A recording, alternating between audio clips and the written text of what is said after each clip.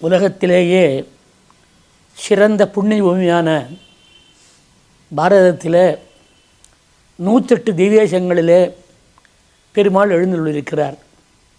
அதில் சோழநாட்டு திருப்பதிகளாக 40 க்ஷேத்திரங்கள் இருக்கின்றன. இந்த 40ல் முதல் க்ஷேத்திரமானது சிதம்பர க்ஷேத்திரம். ஆனால் புராணங்களில் இந்த ஊருக்கு என்ன பேருன்னு கேட்டால் சித்திரக்கூட்டம் என்று பெயர்.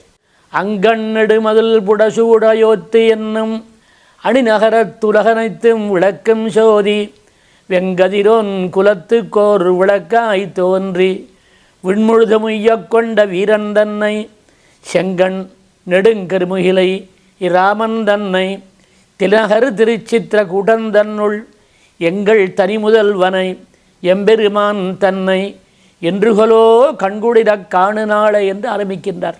இந்த தில்லை கோவிந்தராஜ பெருமாள், புண்டரீகதாயார் தாயார், திருமணப்பட நாச்சியார் ஆகிய அனைவருக்கும் இங்கே மகா கும்பாபிஷேகமானது விஸ்வாச வருஷம் ஐப்பசி மாதம் 12ஆம் நாள் அன்றைக்கு ஆரம்பமாகி ஐப்பசி மாதம் 17ஆம் நாள் திங்கட்கிழமை காலையிலே 9:30 மணி முதல் 10:30 மணிக்குள்ளே விமானங்களுக்கு மகா கும்பாபிஷேகமும் அதற்கு அடுத்தபடியாக எம்பெருமானுக்கு மகா சம்பரோஷம் நடைபெற்று பகல் 1 மணிக்கு வேதங்கள், வேதாந்தங்கள், ஆழ்வார் பாடல்கள், ரகசிய கிரந்தமாக எல்லாவற்றும் பூர்த்தி செய்வது. இந்த மகா கும்பாபிஷேகமானது 5 நாளைக்கு முறையாக பௌதீக்ஷருடைய பூர்ண ஆதரவோடு 38 குண்டங்கள் போட்டு 5 நாளைக்கு மகா கும்பாபிஷேகம் நடக்க காரணத்தினாலே இதனுடைய பலன்கள்லாம் யாருக்கு என்று கேட்டார், கண்ணாலே காண்பவருக்கு, காதாலே கேட்பவருக்கு, மனதாலே நினைப்பவருக்கு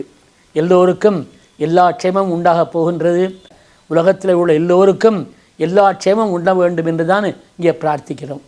லோகா சமஸ்தா சுகினோ பவந்து என்று பிரார்த்தனை பண்ணுற வழக்கம்.